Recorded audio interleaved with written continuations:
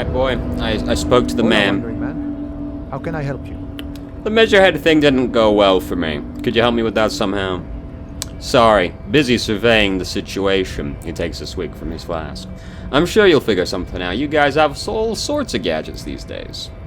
Wiretapping, telescopic batons, futuristic circuit bending to infiltrate harbor machinery. Maybe you could even knock that Covelson crane over using some remote controls. He stops to think. Or calling in tactical air support. You guys have air supports, right? Wait, we have air support? Why didn't you tell me? Because we don't. We don't have air support. Or any of those other things. I get it. Hush hush about the secret technology. He pats the side of his nose with his index finger. Alright, I may have some advice for you on how to deal with Jean-Luc there. Out of solidarity to the RCM. It's low on technology, however. Yes. First, don't fight him, obviously. Second, get him to share his theory by being subordinate. Admit your lack of expertise, basically grovel. That's how I'd do it. He tips his beret and concludes, You're welcome. Maybe that would work? We'll have to see. I'd rather not decide to be a racist to get in, you know? Which is the choice you have to make. We'll find another way. What's this? The lorries probably stored fuel here. Now, they store booze. A lorry stuck in the traffic jam. This big, heavy, Grodd-made machine is well kept for such an old machine. Look inside. The windows are clear. They've been recently washed. You can see a lorryman's cabin with personal belongings, stickers, insignias. What kind of stickers and insignias? The driver has adorned his space with a substantial collection of peculiar paraphernalia. Proclamations about honor, strength, purity are glued to various panels. A large metal pendant hangs from the rearview mirror. The pendant features a sun crowned with wavy rays. It is the seal of the Loyalist era Revachol. What about the back seat? The back end of the cabin has a small perch to sleep, large ashtrays, there are several suns and wheels sewn into the curtains. A book with ragged edges catches your notice. The front cover features a large, muscular man. The title reads, Man from Hemjal in the Lost City of the Pygmies. Racist nationalist paraphernalia. He grits his teeth. Not unusual in this part of town. This is our guy. The lieutenant nods towards the racist lorry driver. You think this lorry belongs to our tough guy? Likely, yes. This guy's proud of who he is, drapes it all over his machine. We got some XP out of that. So, now we're basically gonna bum around. Maybe we'll find another way in. I don't think there's actually another way in. Maybe we'll find another way in. But we're just kind of bum around until we can retake one of the skill checks. Probably jumping over the wall. Because then you don't have to deal with Measurehead, you know? Whom is best avoided as much as we possibly can. We had some things to do with this. Before you stands a motor carriage. The bodywork is covered in blue and white livery bearing the number 57. This must be the infernal machine that tore you from oblivion. The Corpus Camina motor carriage. In the cabin, you are welcomed by a set of steering levers, a radio microphone on a hook, a pull-out toolbox under the seat, and the soft glow of the fuel preheater gauge. A scent of leatherwork and heavy oil washes over you. Kim, how do I turn on the headlights? He turns on the preheater on and waits. Takes out his keys and says, Alright, ready. I turn, you press start. It's next to the preheater. Press engine start. The dashboard lights up with orange glow. Rounds per minute gauges jump, and the engine of... Oh, Jesus Christ. Comes to life with a whiny growl. Okay, it stopped. Like a leopard waking from its sleep, yawning and roaring at the same time. Headlights. Damn, those are bright. The lights unfold with a little click, casting electrical light on the ground before the vehicle. There you go. I'll turn them off from the remote once you're done. We just need to stand in front of the machine now. Let's stand in front of the machine. As you hold your ledger clip under the headlamp, an iridescent hologram appears, a street grid and the veins of a great river. A familiar sensation washes over you. There she is, Revachol West. There's a note of pride in the lieutenant's voice. Around the borders of the watermarks are dozens, no, hundreds of micro perforations? Whatever. Look at the shimmering street grid. The rectangular watermark is overlaid with the logo of the RCM, and yet the major arteries of Revachol are all recognizable. They shimmer in the Camina's headlights. Wait, look around you. A rat brazenly darts past you and disappears amongst the stopped lorries. In the distance, a child somewhere shrieks. A woman reprimands her in a voice no quieter than the child's cry. Ah, Martinez, he smells the air and says. Where are we on this? Let me see. He takes the ledger for a moment and inspects it. Right here, he says with his finger near the top of the map on a segment of coast jutting out onto the great ocean. Seems like a shithole. It has its problems. Look at the perforations. There are many of them, and they are divided into 3 separate rows. Tally up the rows. The first row has 18 dots. What about the next one? The next is the longest. It runs all the way around the border and then some. Count them individually.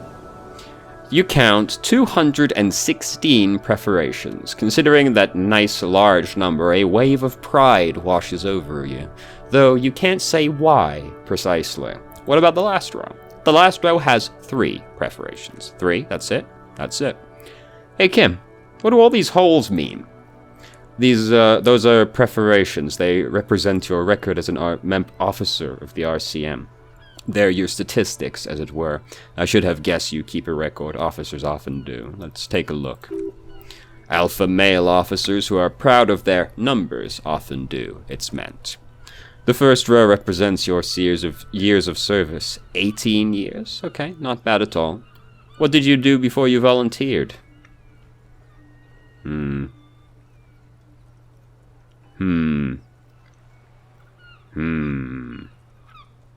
I feel like I just went around apologizing all the time.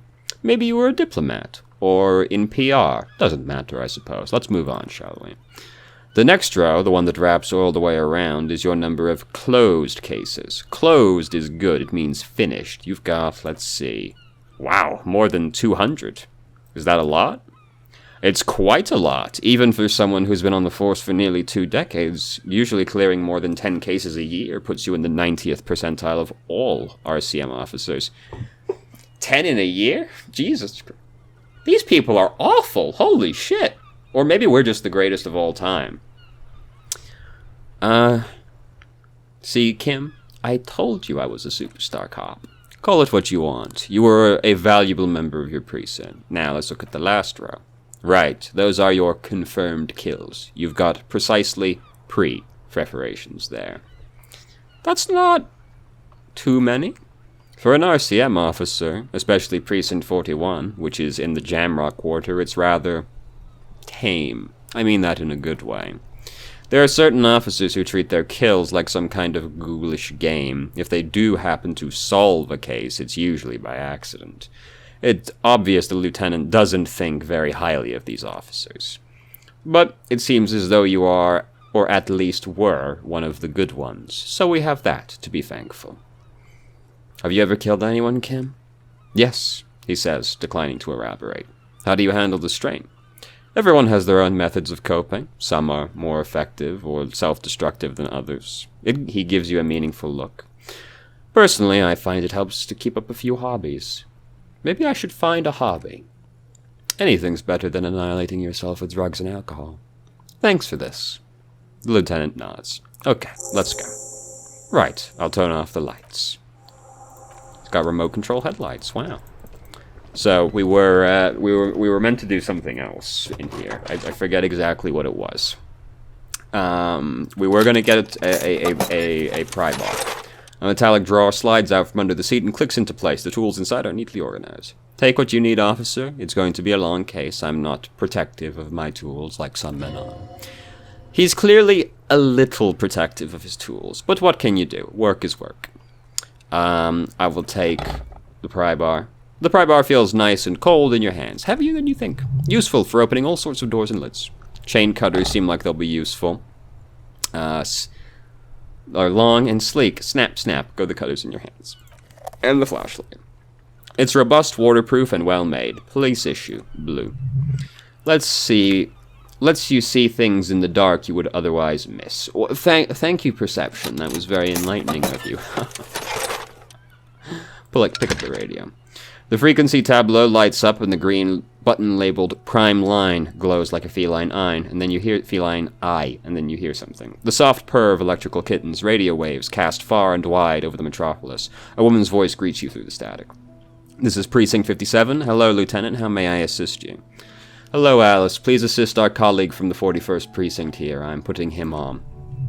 Operating the radio is easy. Just be confident. You've probably done it 1,000 times. Hello, Alice. This is the officer from the 41st Precinct. Nice to meet you. This is Officer Alice Demartre, Precinct 57. I don't fucking know. How may I assist you?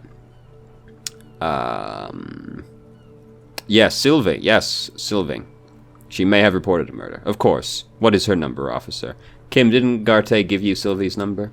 Yes, hold on. The lieutenant takes a look at his notes. Her number is... Received. Hold on, officer. Wait patiently. Lieutenant Kisaragi slowly begins to tap a little rhythm with his right foot. Quite a lot of time has passed. Officer, she finally returns. I have Sylvie Malaliaka on the line for you. Yes, hello. A female voice greets you through static. It sounds like she's millions miles away from here. Hello, this is the police speaking. I have some questions for you about your last days of work. Oh, right. She recognizes your voice almost instantly. Hello, officer. What can I do for you? You quit your job at the Whirling. Why? You mean, why did I leave the bar? You can hear it tense up on the other side. Honestly, I'm not really comfortable discussing it with you, sir. Why not? Wait, why aren't you comfortable discussing it with me? The static wavers. Let's just say I left because I needed to get away from someone. Did you leave because of Garte? What? She stops abruptly. No, why would you even think that? Don't be afraid of that pig. He told me he asked you out. Are you saying it didn't happen? Please don't bring Garte into this. It's none of your business. God, why can't you just mind your own business, she mutters. I already said I don't want to talk about this. You're messing everything up again. Was it you who called the police? No, not me. Do you know who made the call? No, sorry, I don't. She clears her throat. Not a lot of people have phones around here. Copper thieves take the wires. People don't have the money to have the cables put in again. They use the Union's phone or the one on the coast. So the Union has a phone, and there's one further down the coast. Got it. It was someone else, the lieutenant makes a note. We'll find them sooner or later. But why didn't you call the police? Didn't a corpse behind your workplace bother you? What? Of course it bothered me, but I thought the Union already knew about the corpse. What does this Union have to do with anything? No one calls the police. You can hear her adjust the receiver in her hands. The Union would get angry. What do you mean by that? You know, she seems to be looking for the words. What the Union says goes. People listen to them. They take care of their own, which is like everyone here. Wait, Kim. Is she speaking truth? The Union is the law around here? Legally, no. In reality, yes. He looks around. Martinez is de facto policed by the Dock Workers Union. I am the authority around here. Okay. She obviously doesn't want to challenge your authority. You feel much better now. I don't think there's much to say about that one, to be honest. Okay, next question. Have you seen my gun? Please, no, not this again. Everyone saw your cool gun, detective. She sounds beyond exacerbated. I showed you my gun? When did it happen? You were trying to impress some people with it. Everyone was eating, and she stops hesitantly, not sure if she should continue. And what? What did I do? You were waving it around in everyone's face, begging them to describe it. You said it calms you, and then you started making suicide jokes. It got pretty graphic. Oh, those again. I've been trying to wean you off them. Off of what? You know, when you put your gun to your actual gun on your temple and pretend to shoot your brains out. Off of that. People don't like that. I remember this. You were screaming things like, my brains are all over the walls, painting them red. I won't be seeing it because these are my brains. I can't see without my brains. Very nice visuals there.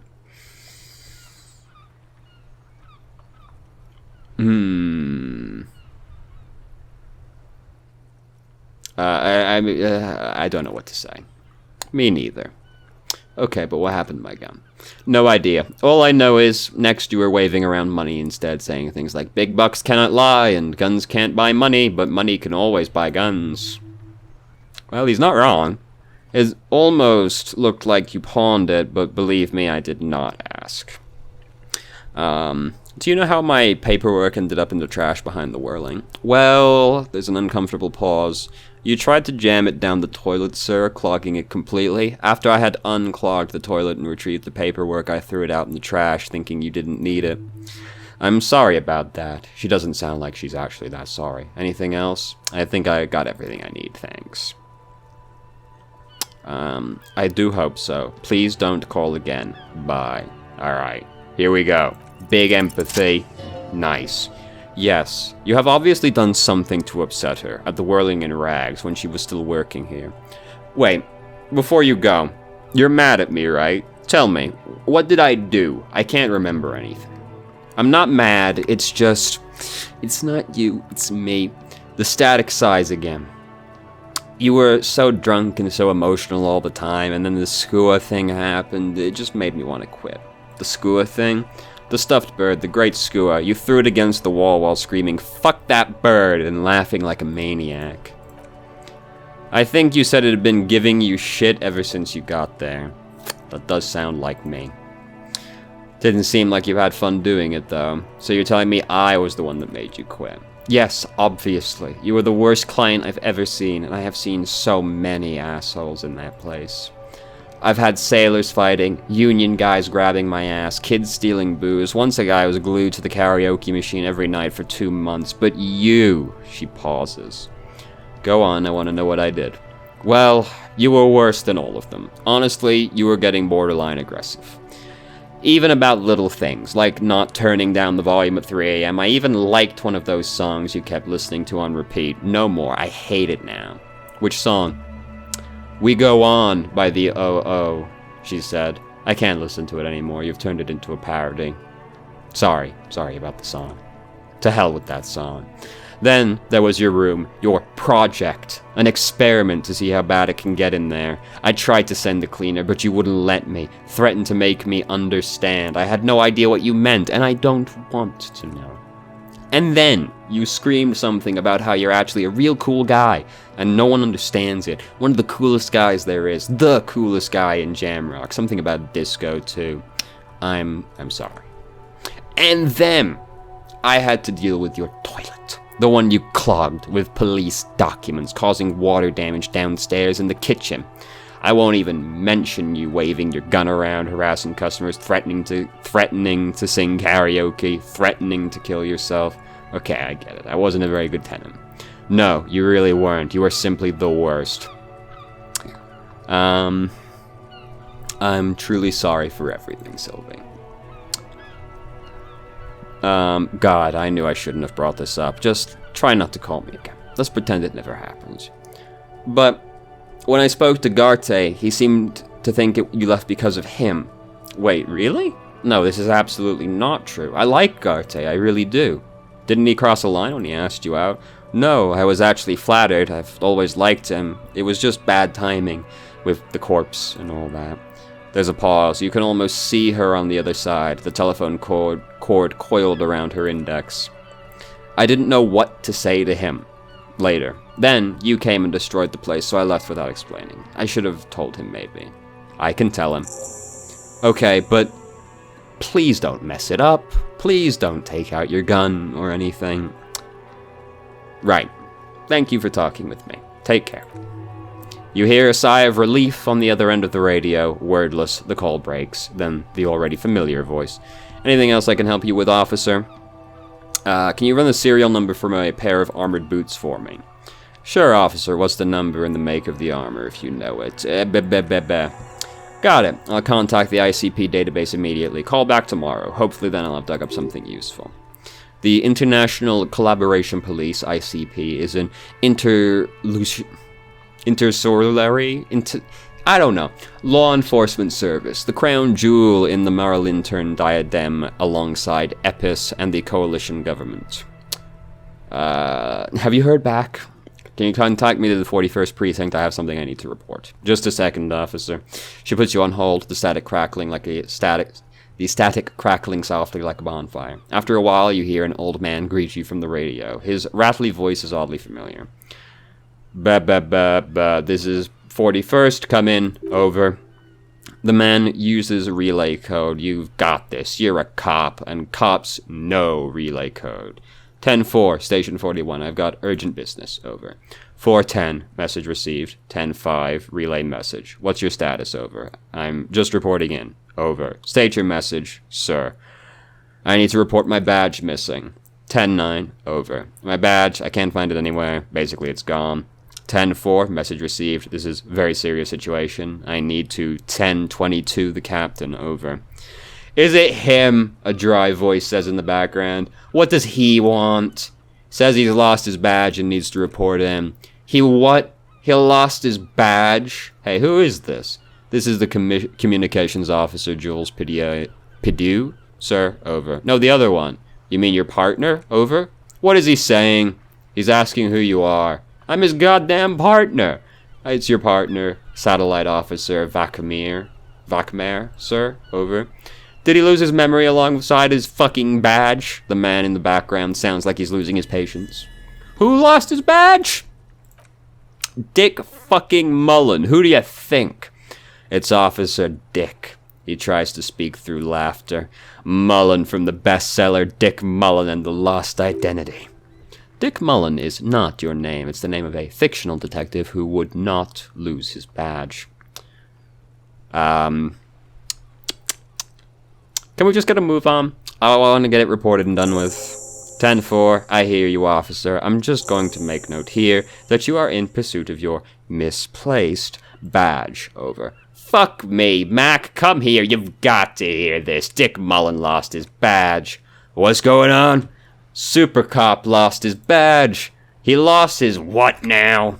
His badge. He lost his goddamn fucking badge. Could y'all stop? Just, He asks you to please stop saying he lost his badge. Why? Did he find it? The room at the other end of the line erupts in volcanic laughter. Sergeant Torson was wondering if you found your badge yet. Over. You don't have a comeback, sorry. It's hard to think like this. He's not replying. Looks like he's still looking for it. You can hear Ruff. I have other things to discuss. Come again, I didn't get that over. The animated conversation in the back is making it difficult for him to hear you. New heights, even for Captain Sober. Ask him, the speaker grasps for air.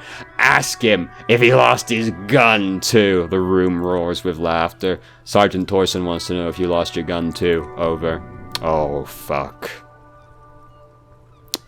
I didn't lose my gun. Lying over the phone, it's easy. Just say like it's the truth, and then it becomes it. No, of course I didn't lose my gun. He says he didn't. Thank God for that. That would have been a nightmare. I don't really want to imagine the poor prick who has to relay that kind of news to the captain. Losing his badge is bad enough. Tell him to find it and fast. We can't have some gangbanger running around with it. Track down your gun. We're all glad to hear you've not lost your gun, officer. Do you need assistance? Over. I am in dire need of financial assistance. I hear you. I don't have the authority to grant your request, but what does he want now? He's asking for money. Is he fucking kidding? I don't think he is. Don't give that asshole anything. He's just gonna drink it all. Alright. The operator turns back to you. That's a negative on the additional funds, sir. It is paramount to the investigation. He says it's important to the case. He isn't getting a red cent, you can tell him that. Request denied, sir. Over. Please, I'm begging. I'm not gonna beg. Okay, I hear you. I'm not gonna ask them who I am. Over and now. Alright, so now. Run your fingers over the steering levers. The white suede feels luxurious under the touch, and the metal clutch handle so familiar in your palm. Tap on the fuel gauge. As you tap on the gauge, the indicator pin jerks as if startled. It's in the large orange sector, indicating the engine is warm. Next to the gauge is a red switch labeled Heat. Now, that's enough fun with the foldable headlights. I know they're mesmerizing. They're all so fragile. I'm not going to turn it on for you again. Close the door. So, we had a breakthrough. Oh, fuck. Hey, so we've been monitoring you internally, and now we know your capo type. Wait, there are capo types? Yes, guess yours. Cool cop?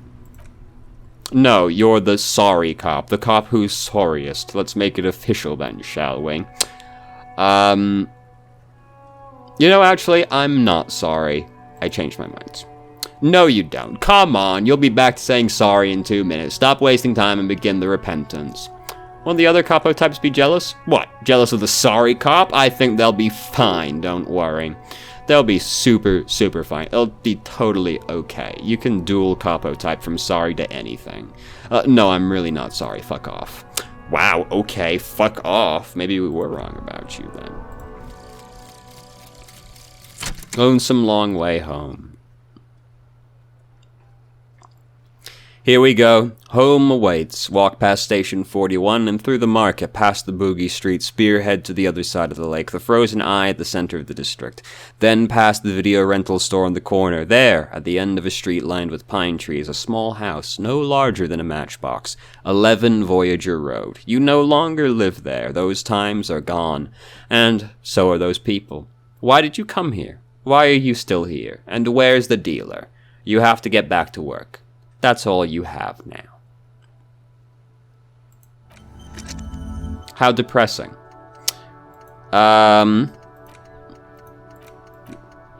This one, that one's still going in. What was this one about? Hell on Earth, of course. Yes, I remember. Great! Fantastic, even. So we leveled up. What was that test up there? A lot. Oh, we got a big old crown around logic. What was that test? Right. Can't actually look at the map. Policeman Club. It was Savoir Faire. Okay. So, we will level up Savoir Faire again. Because then, we can retake the challenge to jump into the building. But first, we've got to talk to Garte. Let him know that he didn't fuck it all up. That was us that fucked it all up. But to be fair, he probably already knew that, but we'll tell him anyway. Alright, we can go in the kitchen now as well. Can I help you? I talked to Sylvie. She left because of me, not you. Wait, what? He looks up, surprised. But what about the bird? The bird? Yes, the bird. I found it laying on the floor with a broken wing the morning she left. She didn't break it. I did. I threw it against the wall. You broke the skua? His face is flush with emotion. A rash covers his neck. I assure you, it was him. Why on earth did you have to break the skua? Maybe I have a vendetta against it. I can't believe it. I was sure it was Sylvie. Even worse, I thought she was trying to send me a message, symbol of hope and all that. A tender type of hope. Something stirs in you. Perhaps this is why you broke it. All right, he calms himself. Did she say anything else about me? He repeats. Did she say anything about me? She said she was flattered. It was just bad timing. Really? The man doesn't know what to say. He wipes his brow and stares at the counter. I should give her a call then. Thanks, I guess. He gives you a short nod. Was there anything else you wanted, or? No. Alright, what we got here? Inside you catch a glimpse of Union paraphernalia, a striker poster, red pennants. Okay. What's going on in the kitchen? The dishes are drying, the smell of chemicals and pine trees. Never mind, we're talking to this guy first. A thin man is smoking below an exhaust hood, occasionally sipping from a mug. This must be the Whirling's cook. As you step in, he nods towards the table and says something in a completely foreign language. The only words you can make out are Gorksy and Quebec. Okay, it's definitely not his name. Whatever you do, please don't call him that. Please don't call him Gorksy Quebec, please. It's not funny. Mr. Quebec. I'm here on official police business. The man puts his cup down and replies something. his left hand drawing arcs in the air. You've got some impressive pots there. He smiles and bangs his ladle against each of the pots in turn. It's almost like music, especially with the sounds of the assorted dishes boiling and simmering on the stove. I don't think I need anything else. Stay masculine. An aroma of spices, alcohol, and tomato hangs in the air. You see a heavy steel blue door with a prominent dimple lock. It's painted blue. You immediately feel drawn to the color. Blue is for mystery. Touch the door. The cobalt blue surface feels rough to touch. The stainless steel is door flush with its frame on every side. It leads to a side building adjacent to this one. The old building next to this one, half ruined. Whatever it is behind it must be older. Try to push on the door. The door does not budge. I wonder where this door leads. You do. The lieutenant regards you with patient skepticism. It's a door in the back of the kitchen. Why do you care where it leads? I'm drawn to its cobalt blue. It is quite pretty. I suppose we could look into it as a side investigation. It's hardly a side investigation. You already have a name for it. No, the door is a mega investigation. I'm calling it Behind the Blue Door. It's hardly worth a title. He looks at the door, then you. Anyway, Garte is the person to ask about this, the cafeteria manager. Garte! This is very fucking important. Can I help you? I saw another thing. There's a mysterious blue steel door in the back of the kitchen.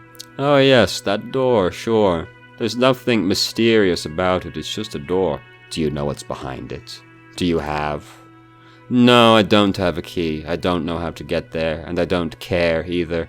It's not like I've been wondering about it for 10 years. It's probably just the Frit warehouse, probably. Or some boring storage space with a bunch of old junk and dust. Junk and dust. He runs his finger across the counter to check for dirt. He's attempting to maintain an air of indifference. It's absolutely not convincing. I think you'd like to know what's back there. Fine, okay, a little, he shrugs. But my job doesn't leave me time for wondering about one locked door in one of the cafeterias I manage. So I haven't opened it. I have cleaned the whole place 100 times over, though, after the animals, and I haven't found a key, so good luck with that. Quite the mystery we have to try and solve with this door, but we'll crack that case, I'm sure. Now let's go try and break into the harbor.